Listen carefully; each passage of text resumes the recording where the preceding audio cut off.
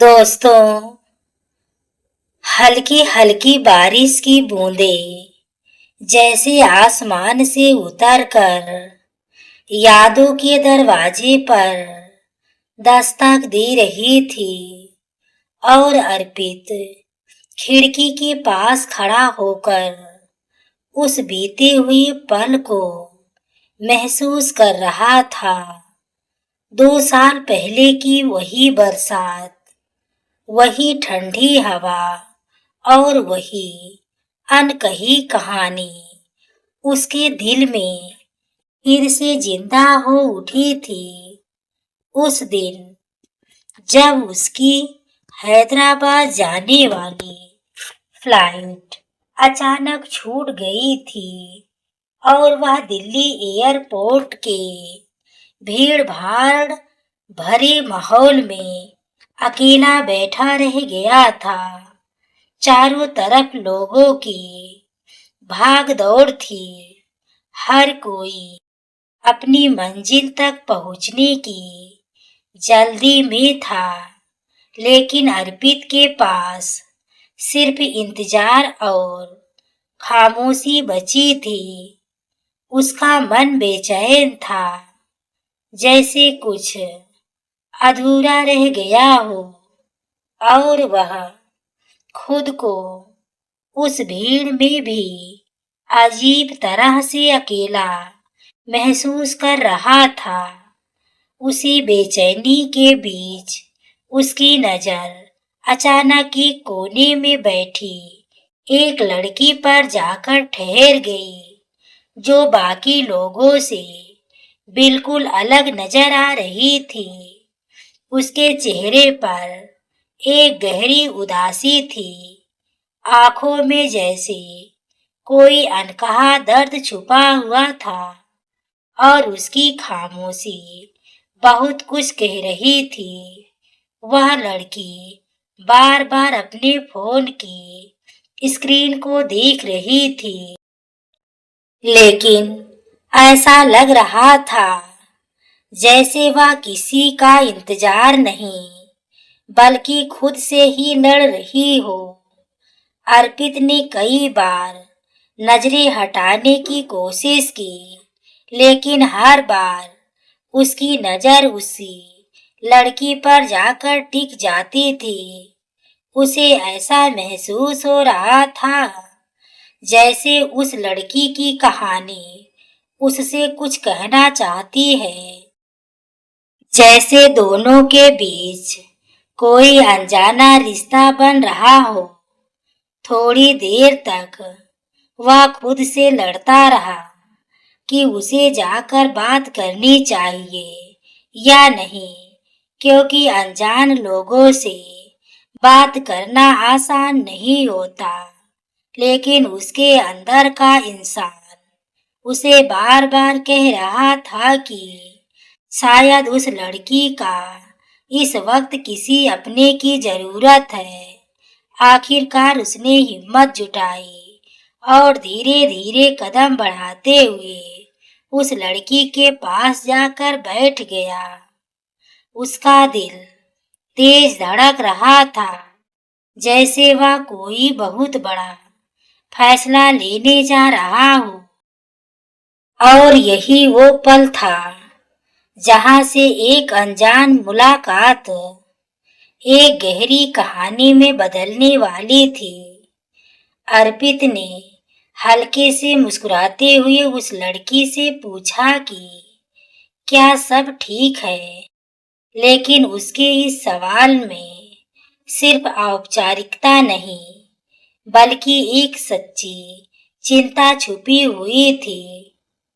लड़की ने पहले तो उसकी तरफ देखा भी नहीं, जैसे वह अपने ही ख्यालों में खोई हुई थी और किसी से बात करने की हालत में नहीं थी। लेकिन कुछ सेकंड बाद उसने धीरे से सिर उठाया और उसकी तरफ देखा। उसकी आंखों में नमी साफ दिखाई दे रही थी। उसने खुद को संभालते हुए कहा कि हाँ सब ठीक है, लेकिन उसकी आवाज उस सच्चाई को छुपा नहीं पाई जो उसके चेहरे पर साफ लिखी हुई थी। अर्पित समझ गया कि बात सिर्फ फ्लाइट लेट होने की नहीं है, उसके दिल में कुछ और ही चल रहा है। उसने माहौल हल्का करने के लिए पूछा कि क्या उसकी भी फ्लाइट लेट हो गई है, जिस पर लड़की ने हल्के से सिर हिलाकर हामी भरी। कुछ पल दोनों के बीच खामोशी छाई रही, लेकिन वो खामोशी बोझिल नहीं बल्कि कुछ कहने का इंतजार कर रही थी। अचानक लड़की की आंखों से आंसू बहने लगे और वह खुद को रोक नहीं पाई, जैसे उसके अंदर का दर्द अब बाहर आने के लिए बेताब था। अर्पित ने उसे पानी दिया और बिना कुछ कहे उसे संभलने का मौका दिया, क्योंकि कभी कभी शब्दों से ज्यादा खामोशी काम आती है। लेकिन देर बाद लड़की ने खुद ही बात शुरू की और अपना नाम बताया। उसने कहा, मेरा नाम काव्या है। उसकी आवाज कांप रही थी, लेकिन वह अपने दिल का बोझ हल्का करना चाहती थी। उसने बताया कि उसने अपने ही एक करीबी दोस्त के साथ बहुत गलत किया है और अब उसे अपनी गलती का एहसास हो रहा है। उसने बताया कि उसका दोस्त विवान हमेशा उसका साथ देता था, लेकिन उसने गुस्से और गलतफहमी में आकर उसके खिलाफ शिकायत कर दी। वह सोचती रही कि विवान की वजह से उसका दूसरा दोस्त नील उससे दूर हो गया और इसी सोच ने उसे गलत कदम उठाने पर मजबूर कर दिया। अब उसे समझ आ रहा था कि उसने जो किया वह सिर्फ एक गलतफहमी थी, लेकिन उस गलती की कीमत बहुत बड़ी थी। अर्पित ने काव्या की पूरी बात ध्यान से सुनी और फिर बहुत शांत स्वर में उसे समझाने की कोशिश की, जैसे वह उसके दर्द को सच में महसूस कर रहा हो। उसने कहा कि जिंदगी में कई बार हम अपने ही रिश्तों को गलत नजरिए से देखने लगते हैं और भावनाओं में बहकर ऐसे फैसले ले लेते हैं जिनका हमें बाद में पछतावा होता है। उसने काव्या से पूछा कि क्या उसने कभी ये सोचा कि जिसे वह प्यार समझ रही थी वह शायद सिर्फ एक गहरी दोस्ती हो सकती है। काव्या यह सुनकर कुछ पल के लिए चुप हो गई, जैसे उसने इस पहलू के बारे में कभी सोचा ही नहीं था। अर्पित ने आगे कहा कि बदले की भावना इंसान को अंदर से कमजोर बना देती है और वह सही गलत का फर्क भूल जाता है। काव्या की आंखों में अब पछतावा साफ नजर आ रहा था और उसके आंसू थमने का नाम नहीं ले रहे थे।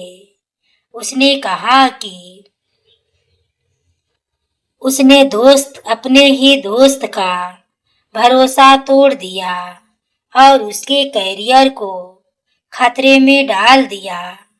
अर्पित ने उसे दिलासा देते हुए कहा कि गलती करना इंसान की फितरत है, लेकिन उसे स्वीकार करना और सुधारना ही असली हिम्मत होती है।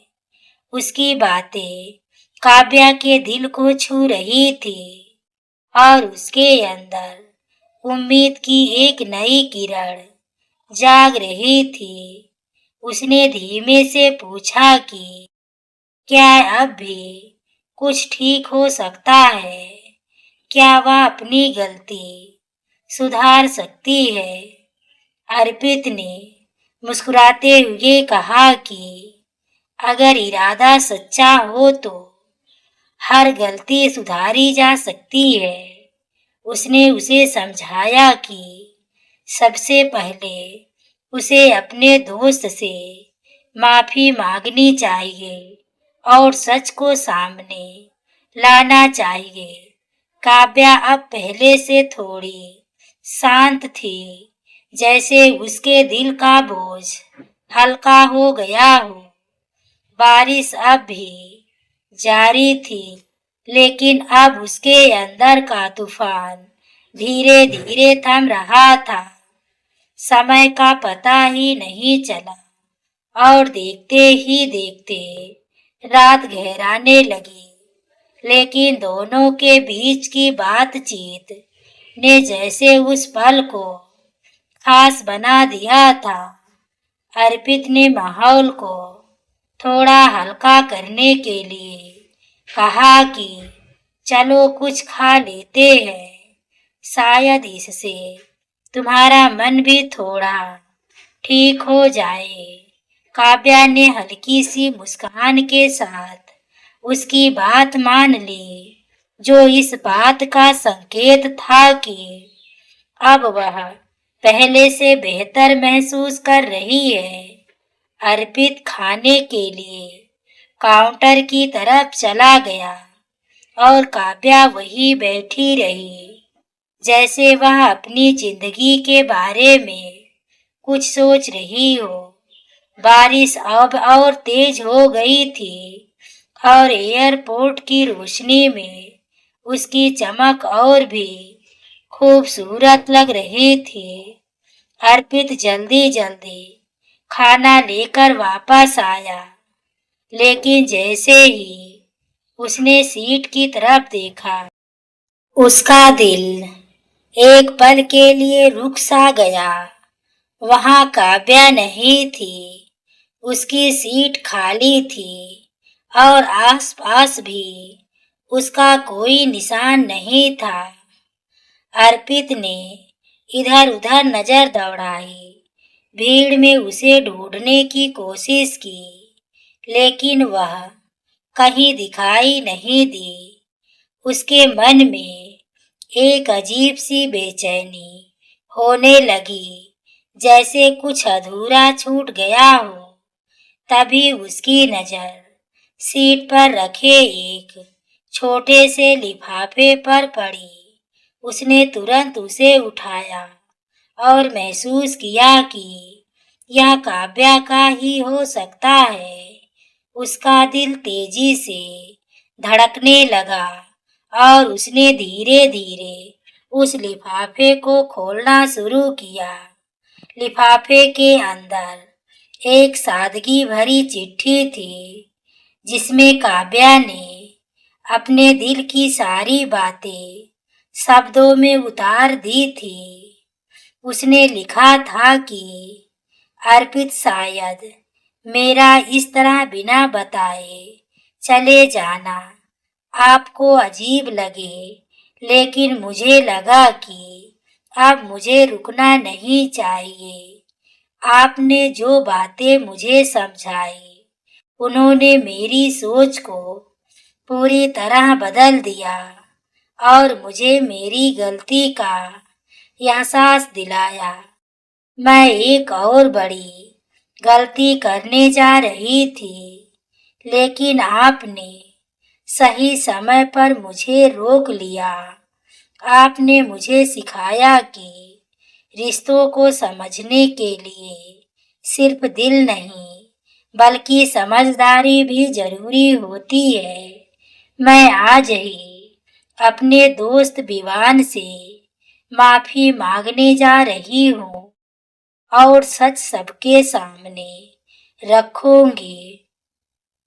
मुझे नहीं पता कि वह मुझे माफ करेगा या नहीं, लेकिन मैं अपनी गलती सुधारने की पूरी कोशिश करूंगी।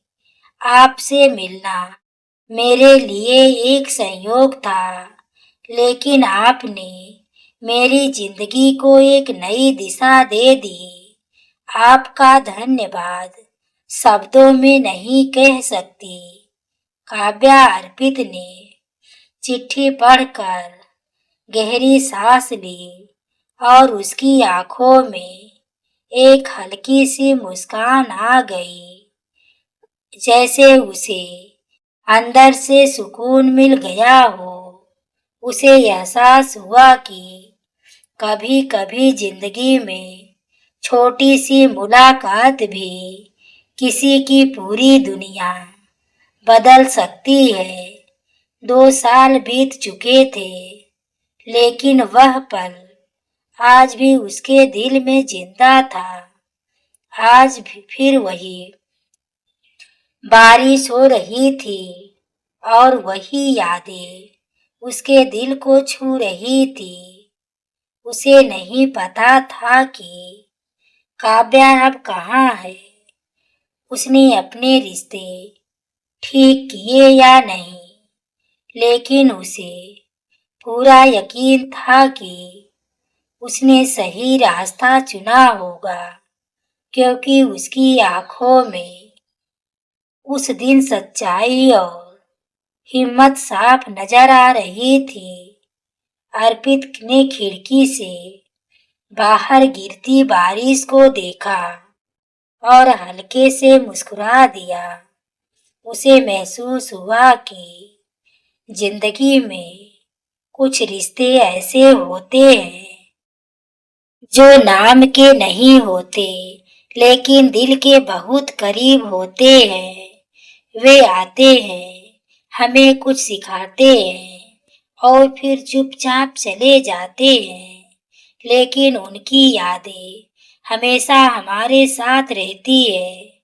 ऐसे ही रिश्तों को शायद भूले बिसरे रिश्ते कहा जाता है, जो भले ही वक्त के साथ धुंधले पड़ जाए, लेकिन दिल से कभी मिटते नहीं और हमें हर बार कुछ नया सिखा कर जाते हैं। तो दोस्तों, आपको पूरी कहानी सुन